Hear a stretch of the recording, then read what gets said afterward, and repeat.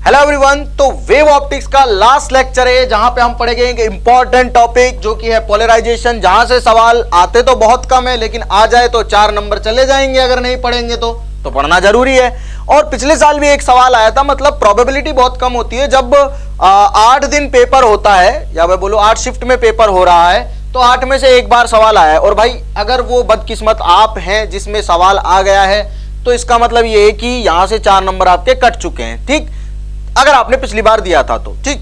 अगर पहली बार देने चाह रहे हैं एग्जाम को, जेईई मेंस को, तो मैं तो यही बोलूंगा कि जितने ज्यादा टॉपिक्स सिलेबस में हैं सारे कवर कर लेते हैं। कहीं से भी सवाल आ जाए, हमें कॉन्सेप्ट पता है, हमें लॉजिक पता है, हम कर सकते हैं। तो ये कोई इतना भयंकर टॉपिक नहीं है, बिल्कुल बेसिक और आसान भाषा में बात करेंगे कि पोलराइजेशन होता क्या है। ठीक भाई, आपने युवराज सिंह को देखा होगा ना, और मतलब मैं रिलेट कर रहा हूँ चीजों को क्रिकेट से, कि जो क्रिकेटर्स होते हैं वो लोग क्या करते हैं, एक ग्लास मतलब चश्मे पहनते हैं ना, जो वो बने होते हैं पोलरॉइड से। पोलरॉइड का मतलब क्या है कि जो ऑब्जेक्ट होता है ना उसकी इंटेंसिटी को कम करके दिखाता है। इंटेंसिटी को कम करके दिखाता है क्या मतलब, वो चश्मा क्यों लगाते हैं, ताकि जब बॉल अगर उनके पास कैच बहुत ऊपर से आ रही है तो सन की रेज जो है उनकी आंखों को अफेक्ट ना करे, मतलब कि उनको एक्चुअल में बॉल दिख जाए। कई बार देखा होगा कि ऐसा भी होता है, अगर आप क्रिकेट देखते हैं, क्रिकेट फैन हैं, तो आईपीएल वगैरह में कई बार हो चुका है, मुझे याद है कई बार हो चुका है कि प्लेयर ने जो चश्मा नहीं लगा रखा होता है तो वो उसको दिखाई नहीं देती बॉल कहाँ पे गई है, और वो ऐसे इधर उधर गिर जाती है और उसकी कैच छूट जाती है, टीम मैच हार जाती है, बहुत नुकसान हो जाता है। ठीक, लेकिन जो लोग चश्मा पहनते हैं उनको कभी ये परेशानी नहीं आती कि उनको सन की रेस से कभी तकलीफ हुई हो। और परेशानी क्यों नहीं आती, परेशानी इसलिए नहीं आती है क्योंकि उन्होंने जो चश्मा पहना हुआ है उस चश्मे से जो रेज आ रही हैं और उनकी आंखों पे जो रेज गिर रही हैं, वो रेज क्या होती है, उन रेज की इंटेंसिटी जो सोर्स से आ रही रेज है, यानी कि सन से जो रेज आ रही हैं उससे आने वाली इंटेंसिटी को क्या कर देता है, कम कर देता है। तो ये एक्चुअल में पोलरॉइड का काम होता है। ठीक है, जो हम पढ़ रहे हैं ना पोलराइजेशन, तो इसका डेली लाइफ में यूज दिखा दिया कि क्रिकेटर्स जो चश्मे पहनते हैं उनका क्या मीनिंग है, क्यों वो चश्मे पोलरॉइड से बने होते हैं। तो वो सन से जो हैवी रेज आ रही हैं जो आंखों को डायरेक्ट नुकसान करती हैं, उसकी इंटेंसिटी कम करके आंखों पे गिरती है, तो उनको कोई फर्क नहीं पड़ता, वो कुछ भी देखे। ठीक, कई बार आपने देखा होगा इस तरह के स्पेशल ग्लासेस भी होते हैं। आप कितनी भी तेज, जैसे कि मान लो सन को आप देख रहे हो, तो वो क्या होता है, बहुत चमकता हुआ दिखता है, आप नहीं देख सकते। लेकिन अगर आप एक्सरे के थ्रू देखते हो, कोई एक्सरा वगैरह पुराना पड़ा हो घर में, ठीक है, तो उसके थ्रू अगर आप देखते हो तो आपको क्लियरली विजिबल आता है। लेकिन होता क्या है, वो दिखता है थोड़ा डार्क का मतलब क्या है कि एक्चुअल इंटेंसिटी जो सन की है उससे कम इंटेंसिटी पे आप देख रहे हो। तो पोलराइजेशन का मीनिंग यहां पे सिर्फ ये आ रहा है मेरे दिमाग में, तो कि भाई ये एक ऐसा फिनोमिना है जिसमें जो एक्चुअल इंटेंसिटी आ रही है ना सोर्स से, ऑब्जर्वर को उससे कम इंटेंसिटी मिलेगी हमेशा। ठीक, डेली लाइफ यूज हमने देख लिया। अब इसका हम देखते हैं फिजिकल सिग्निफिकेंस, कि इसको फिजिक्स में कैसे पढ़ा जाता है, कैसे समझा जाता है। भाई लाइट जो होती है उसके बारे में आपको अच्छी तरह से पता है कि अगर लाइट इस डायरेक्शन में मूव कर रही है तो वो इस डायरेक्शन में और इस डायरेक्शन में, ठीक है, ऐसे ऐसे उसके वाइब्रेशंस होते हैं। कहने का मतलब क्या है, मैं आपको डायग्राम के थ्रू समझाता हूं, ऐसे समझने की कोशिश करो। ठीक, डायग्राम नहीं बनाता हूं, प्रैक्टिकल एग्जांपल के थ्रू समझाता हूं कि लेट्स से अपने पास में इस तरह से 3 एक्सिस हैं। ठीक है, ये 3 एक्सिस हैं, ये एक्स एक्सिस हो गई, ये वाई एक्सिस हो गई और ये जेड एक्सिस हो गई। ठीक, अब जब लाइट इस डायरेक्शन में जा रही है तो उसके जो वाइब्रेशन है वो 2 डायरेक्शन में कन्फाइंड होंगे, एक तो इस डायरेक्शन में और एक इस डायरेक्शन में। ठीक, ऐसे ही चलेंगे, मतलब लाइट इस डायरेक्शन में जा रही है तो उसके जो वाइब्रेशंस होंगे वो इलेक्ट्रिक फील्ड इधर और मैग्नेटिक फील्ड इधर होगा। ठीक है, यानी कि जिस डायरेक्शन में लाइट जा रही है उसके अलावा 2 डायरेक्शन में क्या होंगे, उसके इलेक्ट्रिक फील्ड और मैग्नेटिक फील्ड होंगे। ठीक, अब हम बात करते हैं कि लाइट जो है वो तो किसी भी डायरेक्शन में जा सकती है। ठीक, तो हम क्या करते हैं, हम यहाँ पे एक लाइट वेव बना लेते हैं। ऐसे मान लेते हैं कि भाई ये लाइट है और ये लाइट वेव इधर की तरफ मूव कर रही है। ठीक है, और इसके वाइब्रेशन सारी डायरेक्शन में हो सकते हैं। ठीक, ओके, अब हम क्या करते हैं, हम देखते हैं कि पोलराइज लाइट को कैसे किया जाता है, कैसे लाइट को पोलराइज किया जाता है। पोलराइजेशन का मीनिंग मैंने आपको दिखा दिया, प्रैक्टिकल लाइफ में इसका यूज दिखा दिया कि इंटेंसिटी कम हो जाएगी। एक्चुअल में होगा यहीं पे, यहाँ पे भी वही होगा, और बाद में मैं उसको मेलस लॉ बोल दूंगा, फिर उसके बाद में मैं अलग अलग तरीके से पोलराइज कराऊंगा लाइट का। लेकिन बेसिक जो तरीका है वो क्या होता है, लेट्स सपोज कि यहां से लाइट जा रही है। ठीक, यहां पे मैंने एक स्पेशल मटेरियल होता है, ठीक है, जिसका शायद नाम टॉर्मेलिन होता है, मुझे एक्चुअल में याद नहीं है, टॉर्मेलिन होता है, आप बुक वगैरह में देख सकते हैं कि नाम क्या होता है इस मटेरियल का। इसे हम बोलते हैं पोलराइजर। क्या बोलते हैं, पोलराइजर। और ये पोलराइजर काम क्या करता है, पोलराइजर ये काम करता है कि इस पोलराइजर के थ्रू सिर्फ वही वेव जा पाएगी जो इसके पैरेलल आएगी, मतलब कि सिर्फ वही वाइब्रेशन पास हो पाएगा इस पोलराइजर के थ्रू जो इसके पैरेलल होगा। लाइट की वही वाइब्रेशन पार हो पाएगी जो इसके पैरेलल होगी। अब लाइट की कौन सी वाइब्रेशन इसके पैरेलल है, ये वाली वाइब्रेशन पैरेलल है, यानी कि ये बाकी सारी वाइब्रेशंस को रोक देगा। ऐसा समझो कि यहां पे एक तरह का ऐसे इस तरह का कोई छेद है, ठीक है, इस तरह का समझने की कोशिश करो, इस तरह का कोई छेद है, ठीक है। अब ऐसे बहुत सारी लाइट आ रही है, एक इस तरह से आ रही है, एक इस तरह से आ रही है, एक इस तरह से आ रही है, तो ये वाली तो इससे निकल नहीं पाएगी। क्यों नहीं निकल पाएगी भाई, इसको स्पेस ही नहीं मिलेगा यहां से निकलने के लिए। इसकी लाइट की वेवलेंथ और ये जो पोलराइज है, ये जो पोलराइजर है, ठीक है, ये पोलराइजर कर क्या रहा है एक्चुअल में, ऐसा समझो कि यहां पे एक स्पेस बना हुआ है जो लाइट को पास होने दे रहा है अपने पैरेलल, और वो स्पेस इस तरह का है कि जो लाइट जा रही है, ठीक है, वो सिर्फ और सिर्फ पैरेलल वाली पास हो सकती है, इससे और कोई वाइब्रेशन पास नहीं हो सकता, क्योंकि स्पेस नहीं है इसलिए वह पास नहीं हो सकता। भाई इस तरह के छेद से यहां से ये इस तरह का वाइब्रेशन तो पास हो नहीं सकता, सिर्फ इस तरह का पास हो सकता है, ठीक है। तो इस तरह की लाइट जाएगी तो वो पास हो जाएगी। तो ये पोलराइजर है, इससे जो लाइट पास होगी वो इसके पैरेलल वाली होगी, और लाइट के जो फाइनल हमारे पास में वाइब्रेशंस मिलेंगे वो इस तरह के मिलेंगे, ठीक है। इस तरह की लाइट मुझे यहां पे मिल जाएगी, मतलब कि सिर्फ इसके पैरेलल, यानी कि इस डायरेक्शन के वाइब्रेशंस मुझे मिलेंगे, ठीक। तो इसे हम बोलते हैं प्लेन पोलराइज्ड लाइट, ठीक है। कौन सी light, plane polarised light, polarised light. देखो प्लेन पोलराइज्ड लाइट कैसे मिली, मैंने एक सिंपल लाइट ली। सिंपल लाइट का मतलब क्या है कि लाइट जो आ रही है वो सिंपल लाइट है। मैंने एक पोलराइजर लगाया बीच में, अब इसमें से वही वेव पार होगी जिसके वाइब्रेशन इसके पैरेलल होंगे, मतलब कि सिर्फ ऐसे वाली वेव जो होंगी, ऐसे वाली वेव वो ही पार होगा। यानी कि वेव का ये वाला जो अगर ऐसे यहां से वेव आ रही है तो वेव का सिर्फ ये वाला कंपोनेंट जो है, ये वाला वाइब्रेशन वही पार होगा इसके थ्रू, और यहां पे निकल जाएगा जो ये निकल चुका है, ठीक। अब ऑब्जर्वर को क्या पता कि भाई ये प्लेन पोलराइज लाइट है, ऑब्जर्वर को थोड़ी ना पता चलेगा ये प्लेन पोलराइज लाइट है, क्या ये सही में प्लेन पोलराइज है, ऑब्जर्वर को कैसे पता चलेगा, ऑब्जर्वर को नहीं पता। इंटेंसिटी के बारे में अगर मैं बात करूं, मान लो यहां पे अगर इंटेंसिटी आई, कितनी आई, आई नॉट बोल देते चलो, ठीक। यहां पे अगर इंटेंसिटी आई नॉट, जो लाइट आ रही है एक्चुअल में उसकी इंटेंसिटी आई नॉट है, तो क्योंकि लाइट के दो कौन से होते, दो बोल सकते हैं वाइब्रेशन होते हैं, इलेक्ट्रिक फील्ड, मैग्नेटिक फील्ड। एक डायरेक्शन को इसने रोक दिया और एक ही डायरेक्शन को पास होने दिया, तो इसका मतलब इंटेंसिटी आधी हो गई, आधी हो गई तो मतलब कितनी होगी, आई नॉट बाई 2, ठीक। इसीलिए तो हमें इंटेंसिटी कम दिखाई देती है, इतना चमकता हुआ सन भी हम आराम से देख सकते हैं जिसे हम बेयर आंखों के साथ नहीं देख पाते। ये पोलराइजेशन का कमाल है। तो भाई यहां पे इंटेंसिटी होगी आई नॉट बाई 2। अब ऑब्जर्वर को क्या पता कि भाई ये ही पोलराइज लाइट है, तो मैं क्या करूंगा, मैं एक एनालाइजर लगाता हूं सेम इसी तरह का, जैसा पोलरॉइड है ना उसी को लगाता हूं यहां पे, जैसे पोलराइजर है उसी को मैं यहां लगा रहा हूं, लेकिन उसको बोलूंगा एनालाइजर। क्यों बोलूंगा, क्योंकि वो यहां लगेगा तो पोलराइजर बोलेंगे उसको, क्योंकि वो लाइट को पोलराइज कर रहा है। यहां पर लगाएंगे तो बोलेंगे उसको एनालाइजर, क्योंकि वो लाइट को एनालाइज कर रहा है फाइनल, ठीक है। तो यहां पे अगेन मैंने क्या कर दिया, एक और इस तरह का पोलराइजर लगा दिया जिसे मैं बोलता हूं एनालाइजर, ठीक है। एक्चुअल में इसे एक्सपेरिमेंट में ही एनालाइजर बोला गया। क्यों बोला गया एनालाइजर, क्योंकि यहां पे जो ऑब्जर्वर है जो इसे देख रहा है, ठीक है, जो ऑब्जर्व करेगा लाइट को कि कौन सी लाइट आ रही है, उसे पता चलेगा इसके बाद ही। तो मतलब एनालाइजर जो एक्चुअल में है, ऑब्जर्वर जो है उससे पहले लगाया, इसलिए इसको एनालाइजर बोल रहे हैं। एनालाइज करेगा कि क्या ये लाइट सही में प्लेन पोलराइज है भी या नहीं।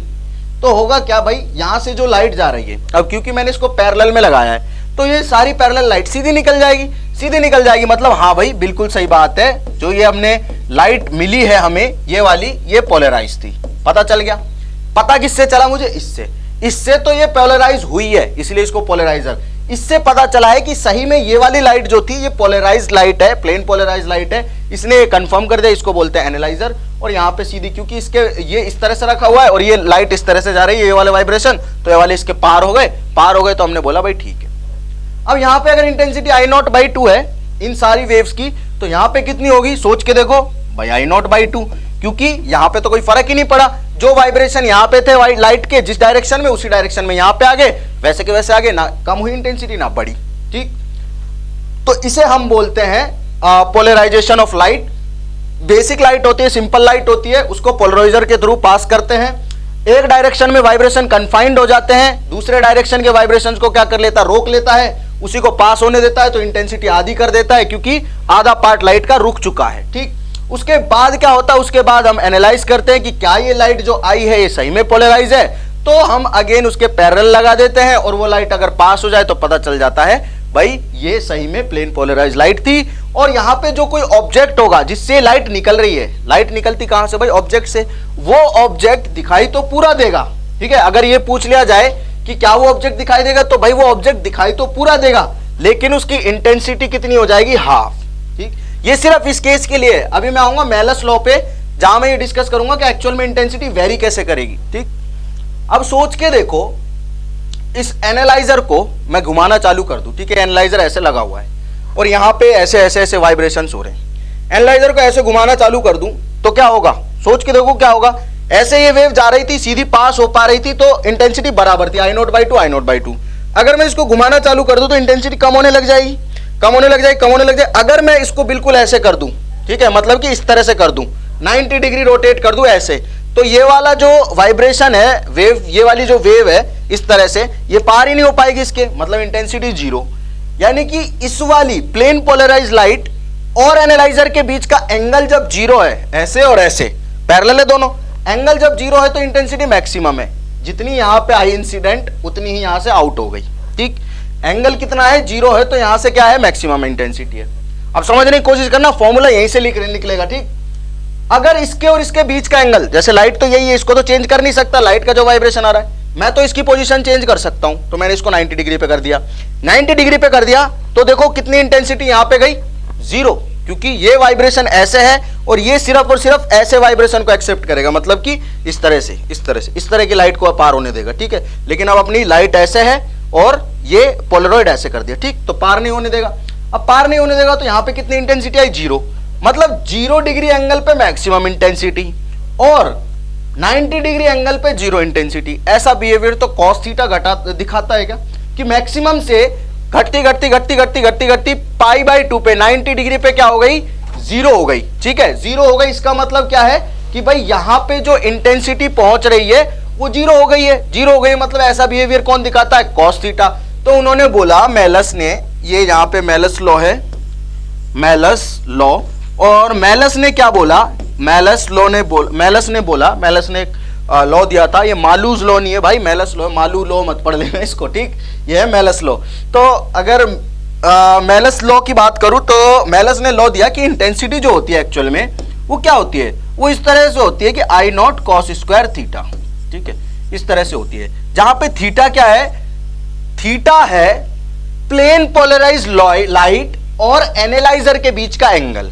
अभी 0 है तो यहां मैक्सिमम है, यहां जितनी आई इंटेंसिटी यहां पे भी उतनी, ठीक है। और I0 क्या है, I0 है प्लेन पोलराइज लाइट की इंटेंसिटी, लिख लो, I0 है प्लेन पोलराइज लाइट की इंटेंसिटी और cos थीटा में थीटा है ये एनालाइजर और प्लेन पोलराइज लाइट के बीच का एंगल।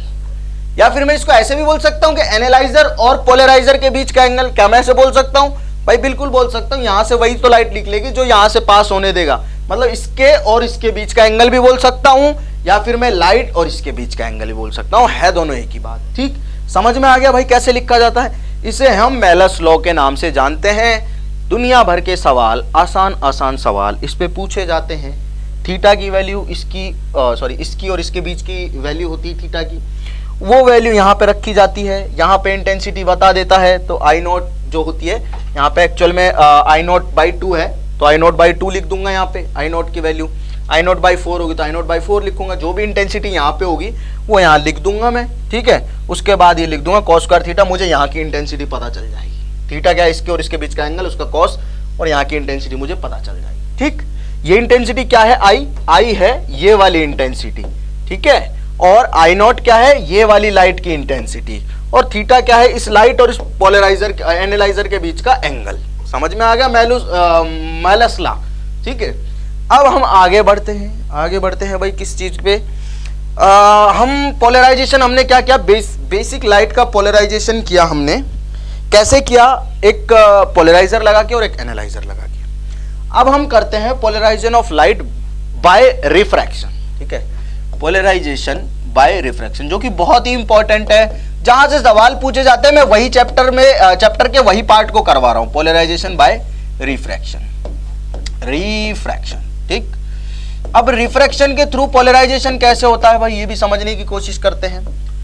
यहां से भी क्वेश्चन बनता है, और क्वेश्चन क्या बनता है कि लेट्स से ये कोई सरफेस है, ठीक है, यहां पे मैंने वाटर भर दिया, एग्जाम्पल के थ्रू बता रहा हूं मैं ताकि आपको समझ में आए। ठीक, यहां पे मैंने वाटर भर दिया, यहां से लाइट रे आई, ठीक है, और ये लाइट रे के दोनों डायरेक्शन में होंगे।